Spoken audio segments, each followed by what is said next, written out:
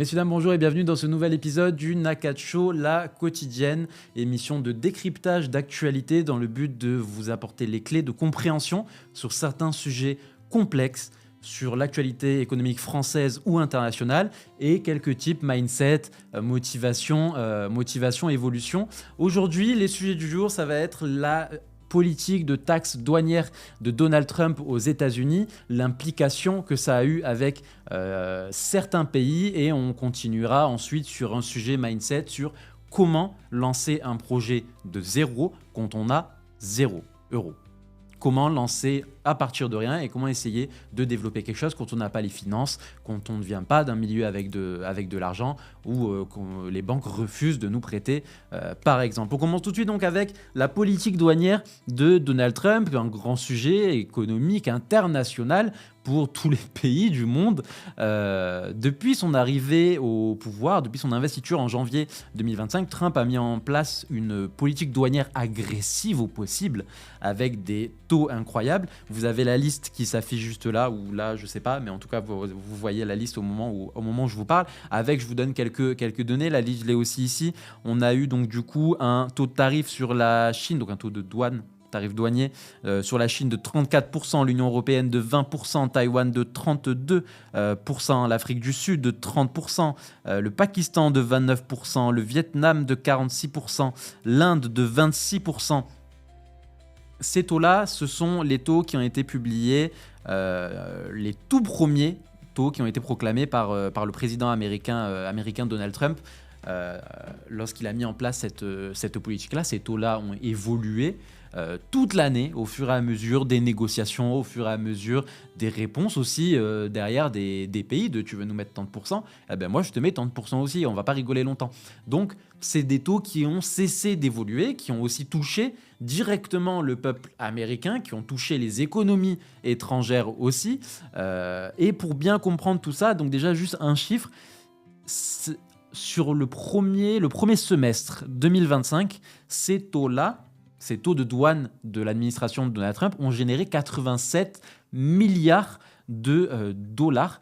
C'est plus que l'année 2024 complète. Donc en fait, sur un semestre, ils ont tarifé plus de taxes douanières que sur l'année 2024. Donc ils ont fait rentrer beaucoup d'argent. Et après, par contre, cet argent-là, où va-t-il? Et qu'est-ce que ça veut vraiment dire de faire rentrer 87 milliards de dollars sur un semestre pour un pays comme les États-Unis? On va en parler juste avant. Mais petite info, donc là, on a parlé de 46%, on a parlé de 30%. Il faut savoir qu'avant son investiture, avant que Trump mette en place cette politique douanière agressive, on était sur une moyenne de taxes douanières de 5%. Là, on parle de 40, de 30, de 20. Ça représente une augmentation qui est quand même non négligeable pour les entreprises étrangères, mais surtout pour le consommateur final, le consommateur américain. Alors, quand on parle de tarifs douaniers dans la conscience collective, on ne sait pas trop ce que ça veut dire. On sait que c'est une taxe qu'on doit payer pour pouvoir vendre dans le pays, mais derrière, en pratique, on ne sait pas. On va prendre un exemple très concret. Vous avez une boutique de vin. Vous vendez du vin français à Paris, vous avez votre boutique à Paris, tout se passe très bien, c'est incroyable. Vous voulez vendre aux États-Unis. Le vin, vous le produisez en France, le vin est français, votre boîte est française, vous êtes français. Donc à ce moment-là, ça va être de l'exportation. Vous allez envoyer quelque chose aux États-Unis pour le vendre à des gens qui sont aux États-Unis. Et c'est là que va se jouer cette douane-là. On prend un exemple, votre bouteille de vin, vous la vendez à 100 € en France. Pour les États-Unis, vous prenez déjà en compte les frais de livraison, l'envoi, tout ce qui peut, tous les rouages qui vont jouer sur acheminer un produit de Paris à Los Angeles par exemple. Derrière, vous savez, donc vous avez ces 5%, l'année dernière en tout cas, ces 5% de taxes douanières, donc vous le répercutez sur le prix du coup. Donc ce que vous vendez à 100 € en France et vous faites peut-être, moi je sais pas, on prend un exemple, 80 € de bénéfices, ça aux États-Unis, pour pouvoir garder ce 80 € de bénéfices-là, les 100 € vous oubliez. Donc ça veut dire qu'on va devoir répercuter tous les coûts supplémentaires sur le prix de la bouteille. Donc ça veut dire une bouteille vendue en France à 100 € va devoir être vendue aux États-Unis à 150, 180 €, qui fait à peu près, on est sur les coûts de 200, un peu plus de 200 $. Donc on passe du simple au double. Donc il faut trouver la clientèle qui va payer ce tarif-là aussi. Donc il y a toute une stratégie derrière qui doit être développée du fait de l'augmentation de ces tarifs. Donc vous voyez, là juste on parle de 20% de taux de douane, on arrive à parler de stratégie. Mais parce que tout ça est lié, en fait, on se prend 30% d'augmentation de frais de douane, derrière on doit les gagner ces 30%. Donc on va le facturer à qui? On va le facturer aux consommateurs derrière. Parce que la taxe douanière, vous la payez pour pouvoir vendre, hein, c'est tout. Vous ne la payez pas au moment juste où vous allez vendre. Donc pour faire arriver le produit là-bas, vous devez payer cette taxe. Donc le prix de la bouteille augmente. Donc si par exemple c'était le cas, donc là maintenant, avant les tarifs de Trump, vous vendiez votre bouteille à, je sais pas, vous avez juste mis $120. Vous avez mis 120 euros, 100, 125, 130 dollars. Donc vous vendiez ça aux États-Unis. Vous aviez des clients habitués, des Américains de Los Angeles qui venaient, le vin français de telle boutique parisienne, c'est incroyable. Mais par contre, donc derrière, on a ça. Votre bouteille, vous la passez à 180 dollars. Donc ça veut dire que les gens, vos clients qui venaient vous prendre ce produit-là, pour la même bouteille, ils vont devoir aligner encore plus et on va passer de 120 à 230 par exemple, on va passer de 130 à 180 dollars. Donc ça joue pour les Américains, ça va jouer pour vous aussi, parce que quelqu'un qui achète une bouteille à 120, il va peut-être pas l'acheter si elle est à 180. Donc ça porte une tension sur les entreprises locales, et là on parle juste d'une boutique de vin que j'ai utilisée comme exemple. Mais maintenant on prend des grosses boîtes internationales qui vendent des Boeing, qui vendent des voitures, qui vendent des je ne sais quoi. Là on multiplie tout ça par un multiplicateur quand même assez important et surtout non négligeable. Donc voilà un peu les répercussions que ça peut créer d'avoir des taux de douane aussi agressifs, changement de stratégie, changement de clientèle in fine, parce que les gens qui nous payaient 120 dollars peuvent peut-être pas payer 180 dollars. Donc il va y avoir un shift de clientèle et tout ça c'est des choses qui sont importantes, mais c'est des choses auxquelles on pense pas. Vous regardez France 2, vous voyez ce sujet-là, Trump a ajouté 30% sur les importations de la Chine. On se dit, ah ouais, puis, quand même, ça va augmenter un peu. Mais du coup, on ne pense pas à toutes ces choses-là et tous les paramètres qu'il y a à prendre en compte dans ce type d'augmentation. Maintenant, dites-vous, donc tout ça, c'est juste, on vous dit, il y a 30%. Donc, il faut jauger en fonction. Mais maintenant, si tous les mois, ça change et tous les mois, il y a des nouveaux pourcentages et que ça fait que changer et il suffit que vous passiez d'une catégorie à l'autre sur les produits que vous vendez, imaginez le stress et la difficulté que ça va créer pour des entreprises, petites, moyennes, grandes, de pouvoir déjà suivre ça. Ça veut dire que les prix, on fait quoi? On les augmente toutes les 2 semaines? C'est pas tenable au bout d'un moment. Mais c'est la situation qu'on a vue là sur quelques mois aux États-Unis. Donc des taxes douanières historiques. Et on a eu ensuite, on va pas faire toutes les évolutions parce que ça serait trop long et c'est pas nécessairement important. Le but c'est d'expliquer le fonctionnement et les mécanismes des taxes douanières et l'évolution générale entre l'arrivée de Trump à la Maison Blanche et aujourd'hui, décembre 2025. Et donc tout ça a été suivi par des pays pas contents, on rétorque. Donc ah oui, tu veux nous mettre tant de pourcents, moi je te mets tant de pourcents. Et ah oui, du coup tu veux taxer ça, moi je vais te taxer ça aussi, et ainsi de suite. On arrive du coup au mois d'août où donc Trump a lancé un ultimatum, un coup de pression aux pays européens ou aux pays du monde entier pour signer des accords, des traités commerciaux avec les États-Unis. Trump, c'est pas un délicat, c'est un président qui veut ce qu'il veut et qui fait pour avoir ce qu'il veut. Et donc Trump, le deal, c'était très simple. C'était donc avant le 1er août, vous signez un accord commercial avec les États-Unis où c'est 30% supplémentaire sur la taxe douanière. Donc par exemple, votre pays a eu une taxe douanière de 20%.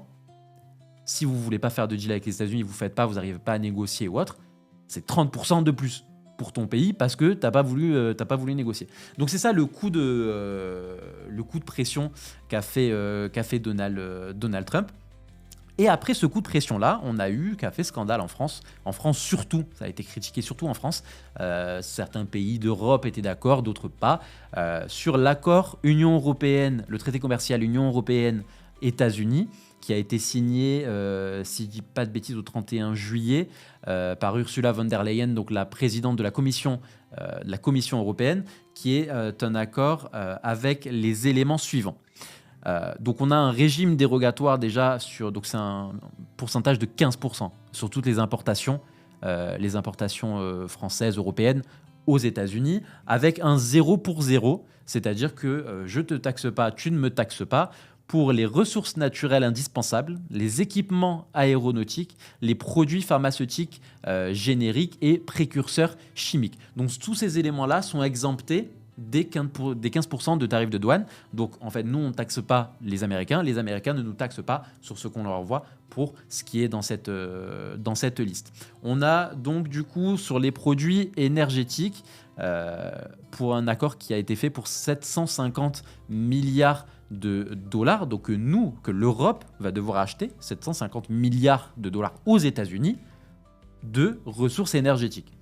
On a aussi pour de l'achat de matériel américain, de puces d'intelligence artificielle. Donc l'Europe doit acheter aux États-Unis 40 milliards de dollars de puces d'intelligence artificielle juste pour avoir un accord et juste pour avoir ce traité-là. On a aussi une promesse d'investissement de 600 milliards de dollars aux États-Unis d'ici 2028. Donc en fait, ce deal, c'est quoi? C'est Trump qui dit, bon, moi je vous dis, bon, on va mettre 15% sur l'Europe. Je vous taxe que à 15%, je suis gentil, j'en ai mis à 50. Je vous taxe que à 15. Par contre, vous me donnez tant de milliards, tant de milliards, tant de milliards, tant de milliards, tant de milliards sur ça, ça, ça et ça. Concrètement, c'est ça le deal qui a été fait. Donc on a Ursula von der Leyen, présidente de la Commission européenne, qui s'est dit très satisfaite de ce deal. Un deal qui a eu un gros backlash sur le contenu en lui-même. On a des pays donc, qui ont qualifié ça de honteux. Spoiler alert, la France. On a des pays qui ont trouvé ça que c'était bien parce que ça évite une escalade de taxes. Parce que vu la situation déjà avec certains pays, si on calque ça sur l'Europe, c'est très simple, ça va être 15, tu veux pas, 20, 30, 50, 100, et ça monte et on s'enflamme dans tous les sens, comme ça a été le cas avec certains pays, par exemple le Canada. Donc on va dire que oui, un terrain d'entente a été trouvé, on va éviter d'escalader la chose pour qu'il y ait une guerre commerciale qui se fasse. Donc on va acheter tout ce que les États-Unis veulent et en retour, nous on a 15%. Donc c'est ça en soi le deal. Deal qualifié de honteux pour certains, deal qualifié de bien et de préservant, on va dire, qualifié de préservant pour d'autres. Donc ça c'est ce qui a été fait donc, pour l'Union européenne. Beaucoup de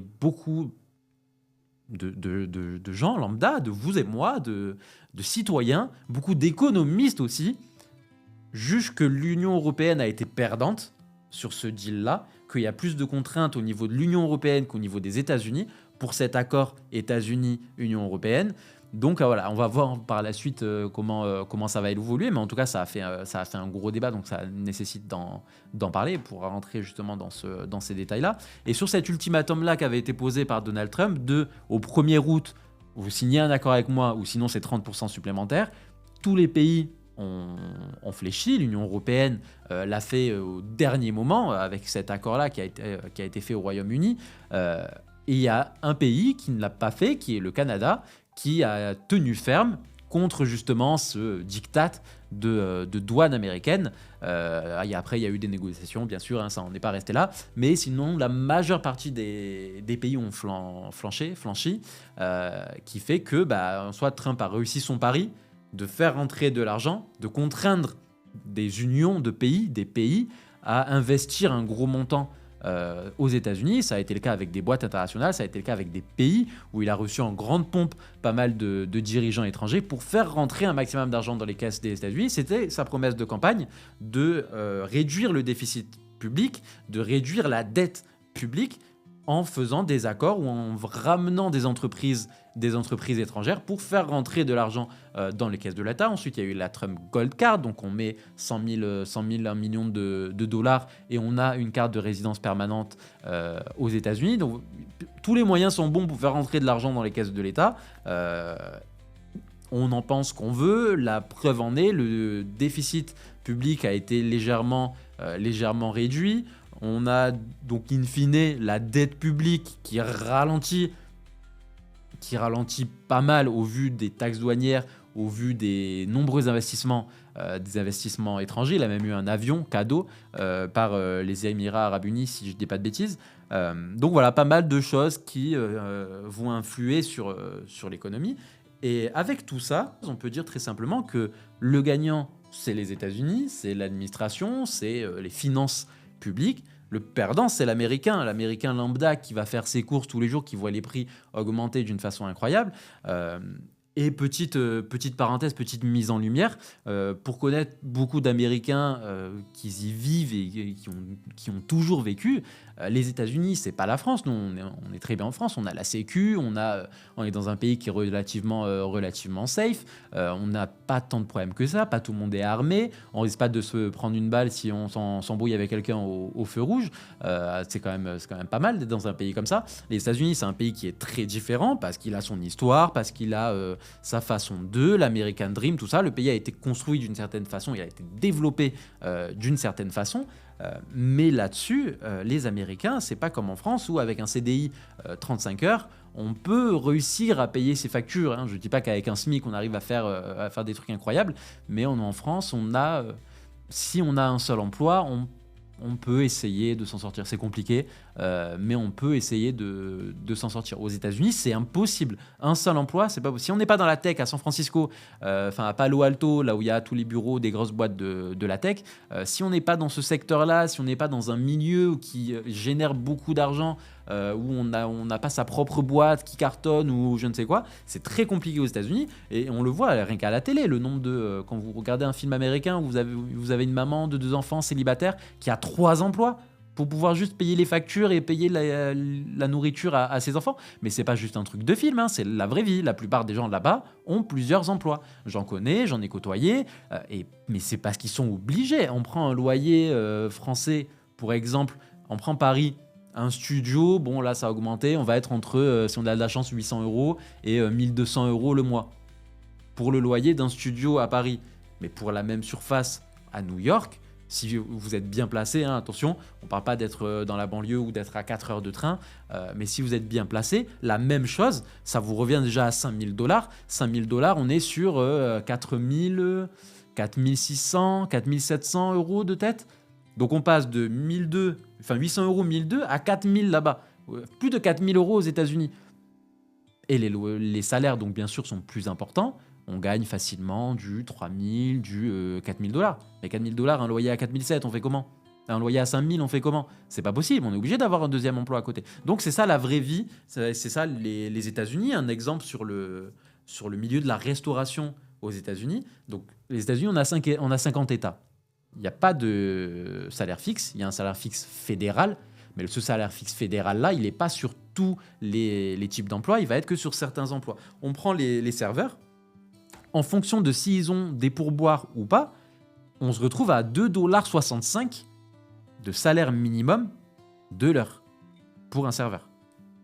Peu importe le restaurant ou quoi ou qu'est-ce. Hein.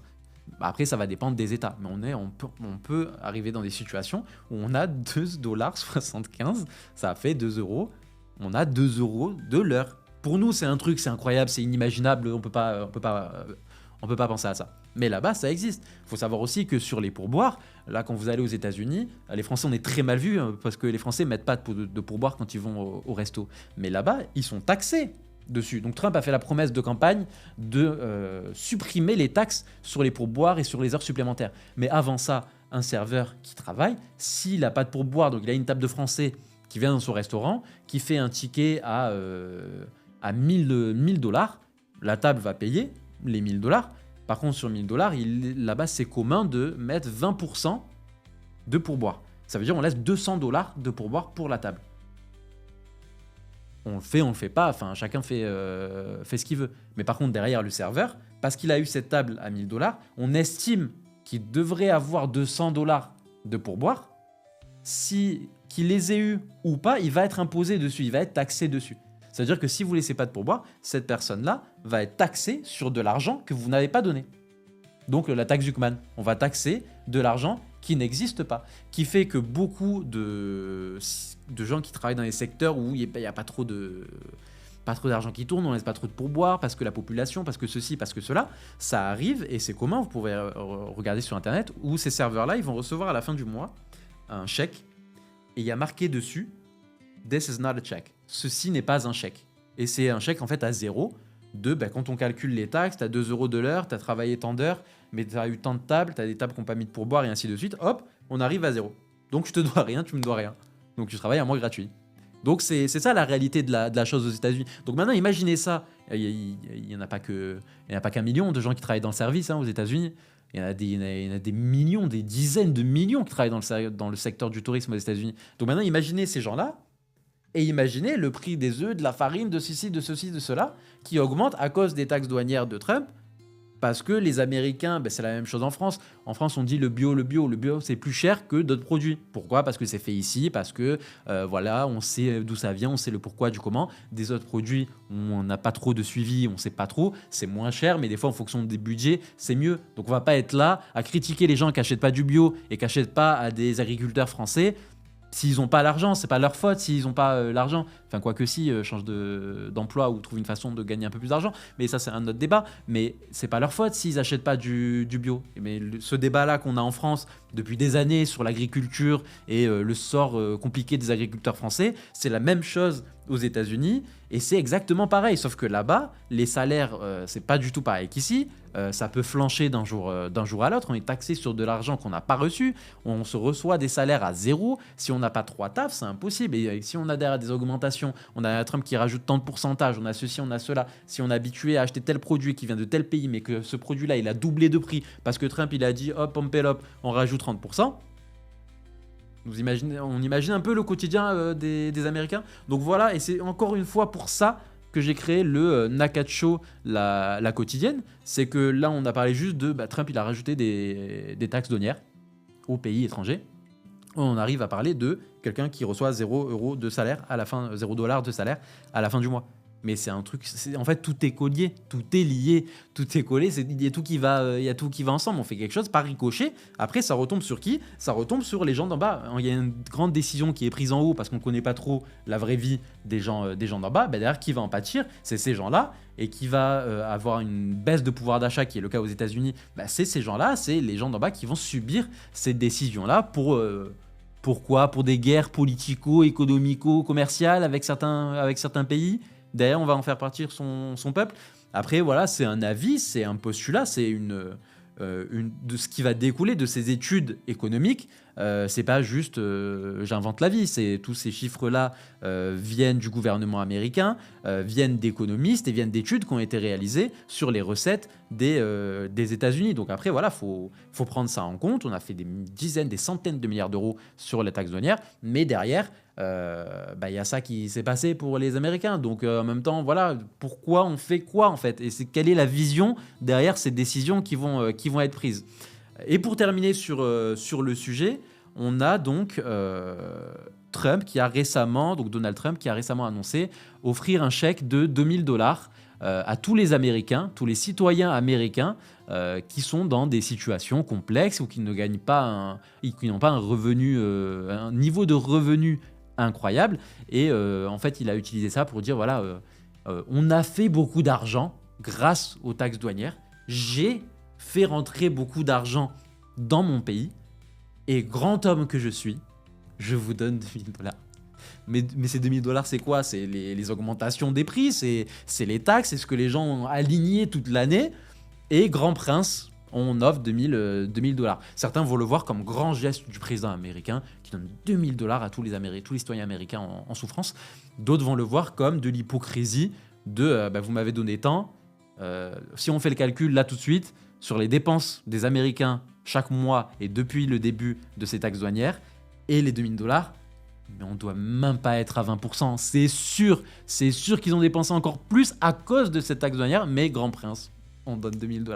Donc voilà un peu ce sujet-là, un sujet assez complexe, un sujet qui mène sur pas mal de choses par ricochet. Mais encore une fois, c'est pour ça qu'on est là, décrypter l'actu d'une bonne façon, dire les choses, dire les vraies choses, ce que j'ai expliqué dans la toute première émission de cette quotidienne-là. Mais voilà un peu l'objectif de cette émission-là. Et on continue sans plus attendre sur notre sujet mindset, notre sujet keynote, entrepreneuriat, sur comment créer un projet de zéro quand on n'a pas les fonds. Pourquoi je parle de ça ? Parce que c'est le cas de beaucoup, j'en rencontre beaucoup. Moi-même, j'ai été dans cette situation. Quand j'étais plus jeune, j'étais réalisateur de films de mariage à mes heures perdues pour essayer de faire un peu d'argent. Mais par contre, j'avais pas d'argent. Donc il a fallu que je trouve une façon de pouvoir acheter une caméra, de pouvoir me former aussi. Comment est-ce qu'on filme, comment on fait du montage, tout ça, je sais pas moi. Donc il a fallu se former là-dessus aussi. Donc comment développer un projet sans argent? Déjà, quel que soit le projet, quelle que soit l'ambition, quel que soit le secteur d'activité, c'est sûr qu'il y a des éléments que vous pouvez faire gratuitement. On prend un exemple tout bête, un exemple de base. Pour votre com, pour votre marketing, Canva, version gratuite, c'est très bien. Il y a un nombre incalculable d'applications, de logiciels d'édition photo qui sont totalement gratuits d'utilisation. Donc déjà, ça, c'est un élément où vous n'avez pas à payer. La photo, pareil. Vous avez tous un téléphone. Après, la qualité, voilà, ça dépend des téléphones. Mais vous avez un téléphone. Donc ici, il faut que vous fassiez des photos pour lancer quelque chose. Mais vous n'allez pas aller payer un photographe, vous n'allez pas aller acheter le dernier iPhone Pro Max. Le téléphone que vous avez fera le taf. Je l'ai dit auparavant dans notre émission et je le redis et je le redirai tous les jours. Le plus important, c'est de faire. De faire bien, de faire pas bien. On s'en fout, le but c'est de faire. Rien que le fait de faire, vous êtes déjà plus avancé que 99% des gens. Il y a 99% des gens, ils vont avoir la même idée que vous, ils vont pas le faire. Parce qu'ils vont se dire, non mais moi j'ai un Redmi Note 6 qui a 10 ans, je peux pas faire de photos, je vais pas pouvoir faire de trucs sur Instagram, je peux pas faire de story, ça va être dégueulasse, ça va rendre mal, ça sert à rien, je peux pas le faire. Mais entre vous et lui, bah, vous déjà vous allez aller plus loin, même si vous avez un iPhone 6, un iPhone 1, même on va plus loin, tant que vous faites et que vous vous lancez, déjà vous êtes plus avancé que la plupart. Donc il faut rester bien conscient du fait qu'il y a un nombre incalculable de choses que vous pouvez faire gratuitement. Il faut aussi, comment lancer un business sans argent, il faut bien comprendre l'importance du réseau et l'importance des connexions. Personnellement, je suis quelqu'un, je me suis toujours dit, je peux apprendre de tout le monde et tout le monde peut apprendre de moi. J'estime que j'ai des choses à apporter, je sais que les gens ont des choses à apporter. C'est pour ça que moi, je discute avec tout le monde. Parce qu'on sait jamais, ça se trouve, cette personne-là, elle a un vécu de fou et elle peut m'apprendre quelque chose d'incroyable. Donc, moi, je discute avec tout le monde. Et faut pas sous-estimer cet élément-là de l'échange, de la rencontre avec les gens, parce que on ne sait pas, on ne sait jamais. Vous ne savez pas ce que la personne fait. Peut-être elle connaît un tel que vous rêvez de rencontrer derrière. On ne sait pas. Le but, c'est de rencontrer. Donc, faut pas sous-estimer le fait d'aller à la rencontre des gens et d'aller au-delà de son ego, de ouais, non, je vais pas demander des conseils à lui, à machin. Non, il a quelque chose que tu veux ce quelque chose, va lui demander. Tu sais que là-bas, il y a ces personnes-là. Ouais, mais non, attends, on n'a pas quand même le même niveau de vie et tout. C'est des gens, ils sont millionnaires. Moi, je suis smicard. Comment je fais? Non, tu veux devenir millionnaire. Tu sais que ces gens-là ont quelque chose à t'apporter. C'est un événement gratuit, tu peux y aller. Vas-y, va et fais. Donc tout ça, c'est un événement gratuit, c'est gratuit, hein. Donc tout ça, c'est des choses qu'on peut faire sans argent. Donc déjà, sans argent pour lancer un projet, on peut gérer sa com, on peut rencontrer des gens, on peut se mettre en réseau avec des gens, on peut aller faire des événements, on peut networker, on peut faire des mails. Jusqu'aux dernières nouvelles, Gmail, c'est gratuit. On peut communiquer sur les réseaux sociaux, se mettre sur TikTok, Instagram, Facebook, etc. C'est gratuit. Les logiciels de montage, si vous faites de la vidéo, c'est gratuit. Donc déjà, rien que tout ça, pour votre com et pour vous faire voir, se faire voir, c'est gratuit aujourd'hui. Réseaux sociaux, se faire voir en vrai, vous vous déplacez, vous allez dans les endroits et vous faites. Donc, restez conscient du fait que pour se lancer, il ne faut jamais se poser trop la question, en fonction de votre secteur d'activité, il ne faut jamais trop se poser la question sur l'argent et sur les financements que vous pouvez avoir. Concentrez-vous sur le fait de faire, et le fait de faire attire l'argent, la volonté attire la rencontre, l'ambition attire aussi la rencontre, et le fait de faire et d'essayer, vous allez vous rapprocher de facturer, de faire de l'argent, d'avoir de la trésorerie, de développer quelque chose et de construire et d'améliorer et d'améliorer. Et c'est comme ça que ça marche. Donc, il faut arrêter cette conscience préconçue de « si j'ai pas d'argent, je peux pas ». Non, t'as pas d'argent, trouve une façon de... C'est tout simple, hein, c'est juste de la réflexion, mais il faut apprendre à réfléchir aussi dans ce pays. Mais voilà le pourquoi du comment de l'argent, il ne faut pas se poser la question dessus. Et qu'aujourd'hui, et encore plus aujourd'hui, c'est très facile de se lancer sans argent, si tant est qu'on ait une vision définie et qu'on ait une ambition réelle et qu'on soit conscient de son pourquoi, et je vous quitte là-dessus. Je vous dis à demain pour une nouvelle émission dans le Nakat Show, la quotidienne décryptage d'actu et keynote mindset. Je vous dis à demain.